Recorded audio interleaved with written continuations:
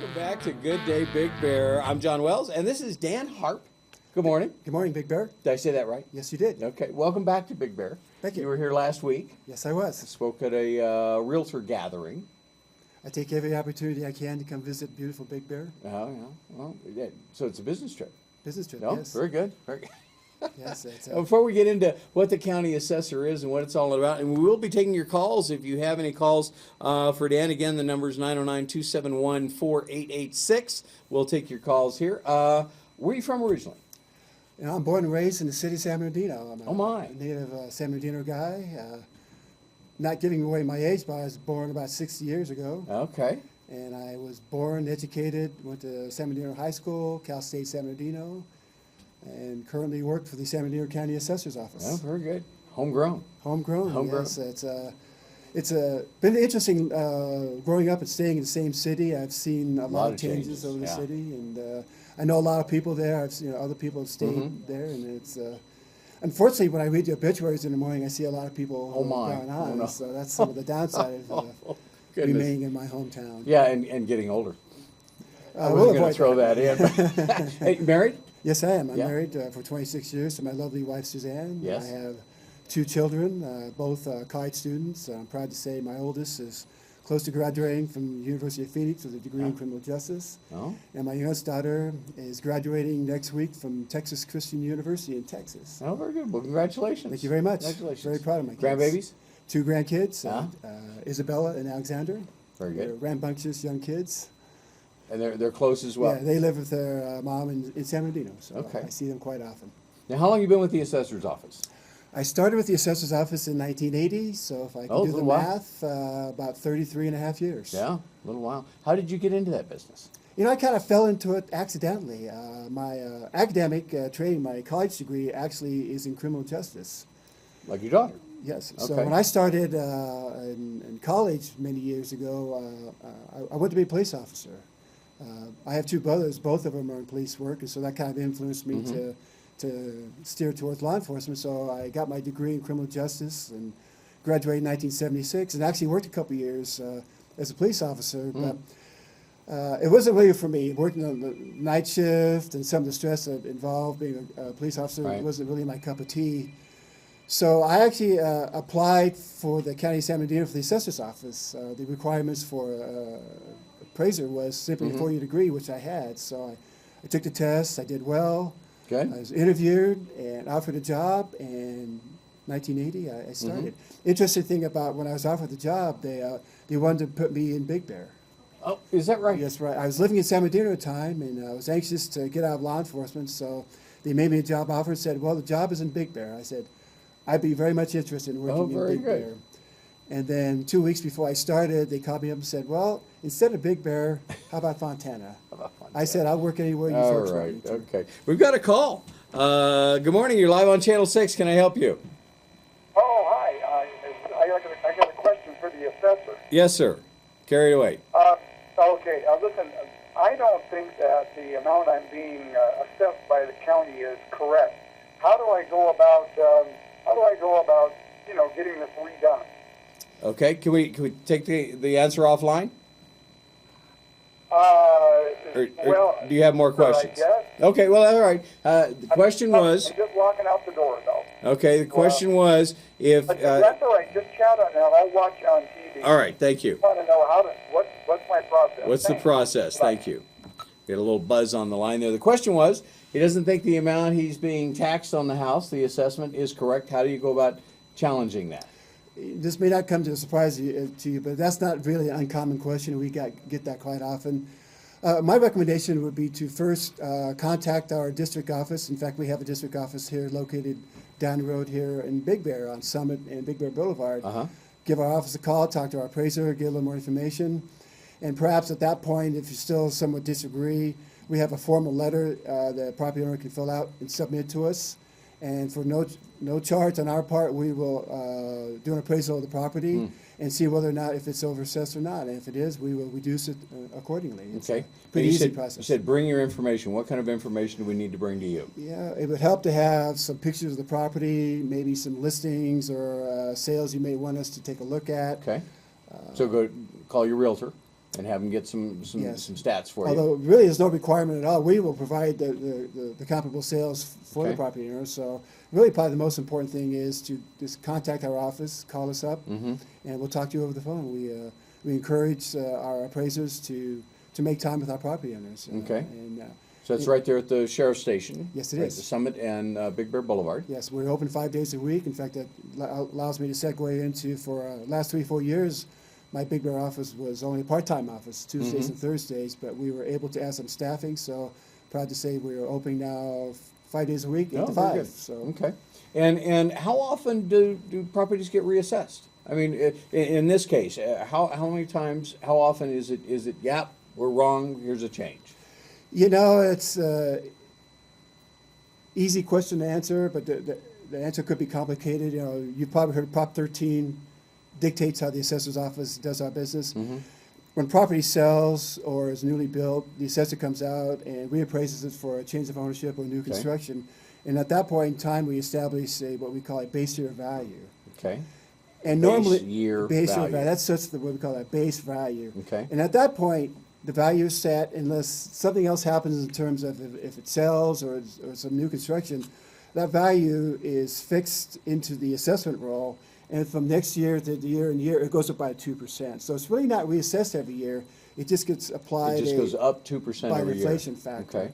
Now, with the unstableness of the real estate market for the last few years, values have decreased somewhat, not only in the Big Bear Valley, but throughout San Bernardino Everywhere, County and sure. everywhere in Yeah. California for that matter. And so what's happened is, such as this caller here a few minutes ago, people feel that their market value has gone down below their base value. And so the law requires the assessor to enroll the lesser of their base value or the market value. Okay. So we will do a reassessment if we think the value is less than the Prop 13 value. Now, in a healthy real estate market, when it's going up nicely, the Prop 13 value, or the base value, should be less than the market value. Because it's capped at 2% It's capped a at year, 2%. even if the market goes up 10% this year. Exactly. Okay. All It's right. one of the protections Prop 13 gives property owners. It limits the increase to keep it below the escalating market value. So you said when a property sells or when it's built, that triggers a new assessment? Yes, it does. Okay. And one thing with new construction is typically somebody may do a room addition or add a deck or a pool. The only item we would reappraise would be simply that item that's newly constructed. We would not reappraise the whole house. We would just say, come up with a base year value of the addition, and then add that on top of to the existing base year of the value. So, Okay. just little additions or deck additions does not trigger an entire reappraisal of the property. Okay. For example, this year we bought bought an old house and replaced the entire deck. That would not be a trigger. In fact, that probably wouldn't trigger anything because we would consider that replacement of an existing Right. deck. So Okay. items that replacement, a new roof or some windows or decking, things like that, we consider those replacement items, and that would not be subject to a Okay. reappraisal. So even though it may enhance the value of the property in the market, it doesn't necessarily change our tax rate. That's absolutely correct. Okay. Now, at the luncheon the other day, you mentioned something about a lot of folks have closed in. You know, we have homes that are on stilts, and they've closed in underneath and actually increased what you call it, the living area of the home. Yes, the square footage of Does the that living area. matter?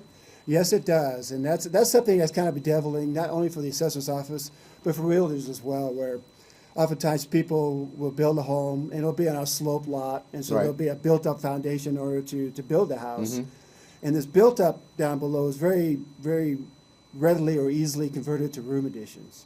And oftentimes, property owners, for a variety of reasons, will not take out a building permit to convert that built-up to living space. Oftentimes, the assessor's office, we will not know about that. And that could cause some problems down the line when if we reappraising the house, we may think it's actually smaller than it actually is because that built-up area has been converted and is added square footage to the property. Right. Now, a lot of the buildings, particularly in the county, in the unimproved areas of Big Bear, have room additions that are not permitted. Do you get involved with that process? We're not building inspectors, we're appraisers, so we don't get directly into the process of in terms of building and safety end of it. But certainly an addition, whether it's permitted or not, does add value to the property. And so we will add assessed value and pick up assessed value for this non-permitted construction, whether or not they have a permit or not. It's down the road where if the property transfers or if it's damaged or destroyed, this is when this non-permitted construction area can be problematic for not only the Like property an owner- insurance claim or something. Yes. Exactly. Okay. For example, the insurance claim, they may say, well, my 2,000 square foot cabin burned down here in Big Bear, and property records, my records only show 1,500 square feet. Huh. So now the property owner or the insurance adjuster has to reconcile this difference. Right. How do we know it was 2,000? How do we know? It's not recorded anywhere. Correct. And they'll come to look at my records, and the assessor's office only indicates 1,500 square feet. Okay. And oftentimes it gets into some litigation, attorneys get involved, and depositions are made. And That's it's never fun. never fun. That's never going to be any fun whatsoever. Yes. So you don't really get into the permitting process or whether this was a permitted process or not. You're just looking at square footage. That's correct. The only time we get involved with the permitting process is we, the assessor's office, will receive a copy of an issued building permit to notify us that there's some building activity occurring on this property. Okay. One of our mandates as the assessor's office is to discover taxable property. And one of the means we use to discover new construction is by the building permit. And in San Bernardino County, we have 24 cities and the county, so we have to deal with 25 issuing agencies, which can be Oh my, a handful. But fortunately, up in the Big Bear area, we only have one incorporated city, which is the City of Big Bear Lake, and the county itself. So in this area, we only have to deal with 2 issuing jurisdictions. So it's not a big deal up here for us. How important is it to keep up to date with these things? I mean, if you like with the house we just bought with the deck, should I call you guys and say, am I current here? Is everything accurate? Because they've got a part of the porch that was enclosed and that kind of thing. I don't know if that's permitted or not. You know, some people are afraid to call the assessor's office because they think we'll discover some items that may be assessed. You're going to make me tear down half the house. Yeah, building safety might. We won't. We may end up adding some value, but certainly the building safety end of it, non-permitted new construction, they could expose walls to see if the electrical is up to code or Right. plumbing. So, but I don't get into that. Okay. So, you know, it might not be a bad idea to occasionally, you know, if you got some items on your property, you question if it's on our records, to come into the office and ask to look at your property records. Oh, you can do that? Absolutely. You come Okay. in, you're the property owner, you have every right to look at your building record, and you might see some information you weren't aware of, like, oh, look, this house was built in 1968, and the original square footage was this, it was added in 1972, and just kind of do a little review to make sure all the data Right. is correct. And you're there 5 days a week now. We are, 8 to 5. So that makes Close for lunch. it makes it a little bit easier. Yes, it is. Now you also do, before we're going to get into talking a little bit about the market and the stats, and you've got some numbers here that I'm always interested in. You also do a few other things in that office. I mean, there's a reason why your name fills a whole door.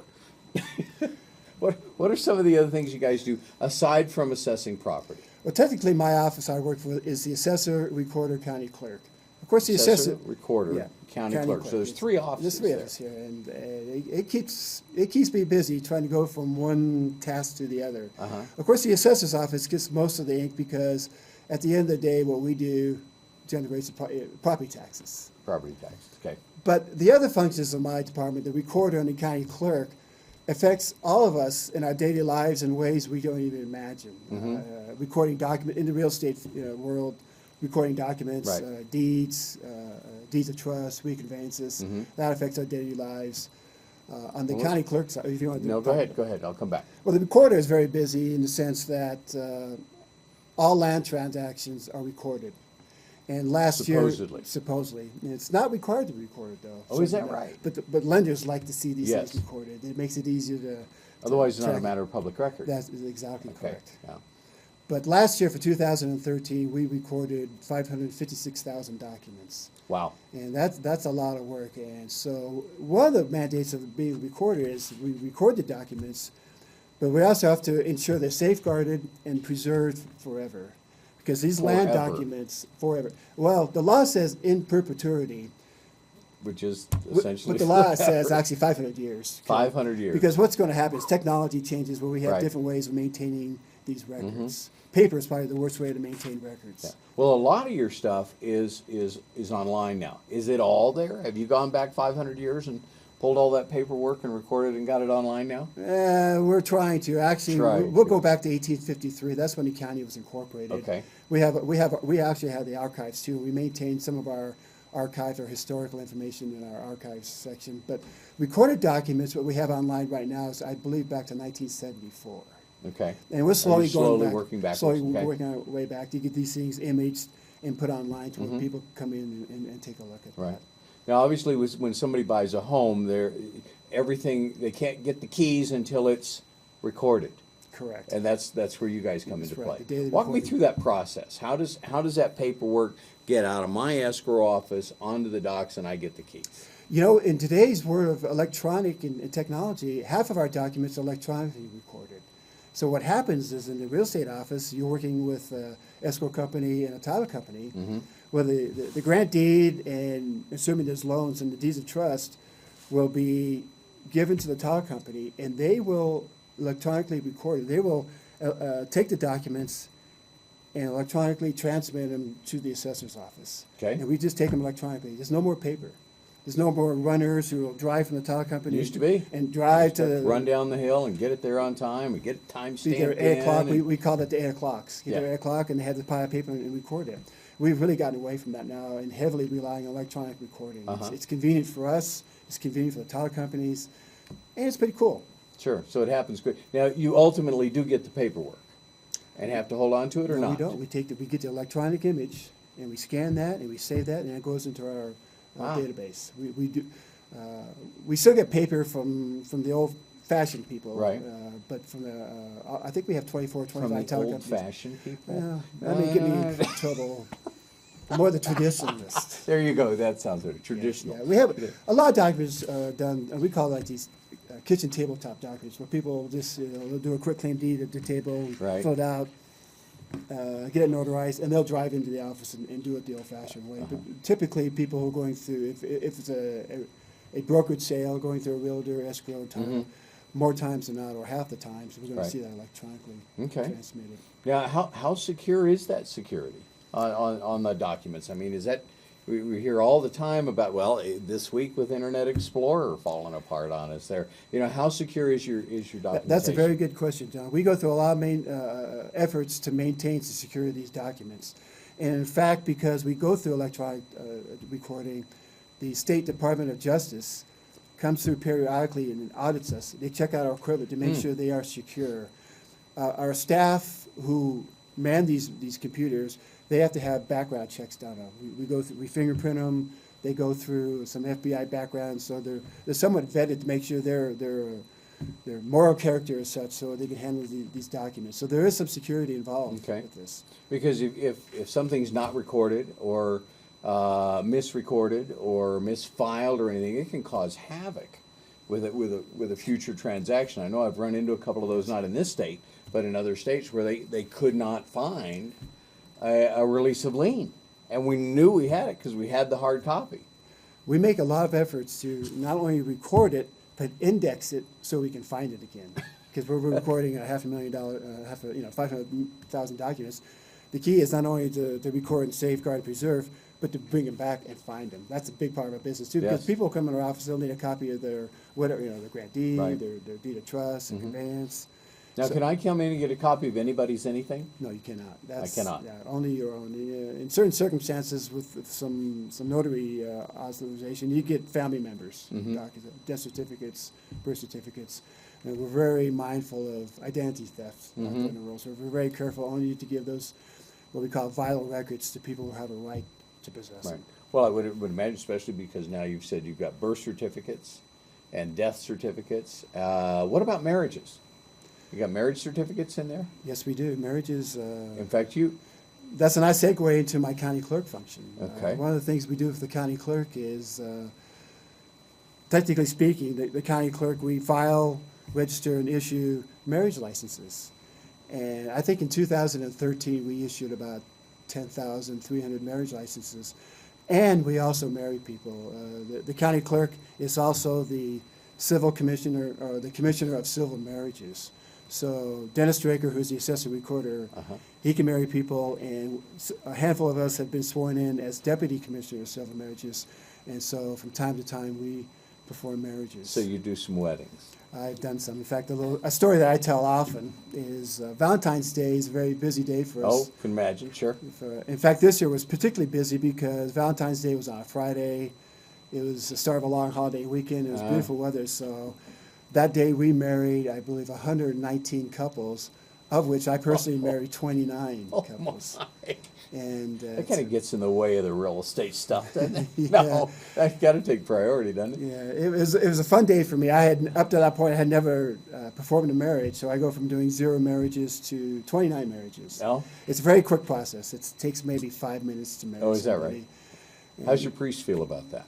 You know, I haven't had that dialogue with my priest. I mentioned to you off camera. I was raised Catholic and attended Catholic school actually for a few years, and I'm sure the priests and the nuns who educated me are either rolling in their graves or spitting their eyes on this young altar boy is performing marriages.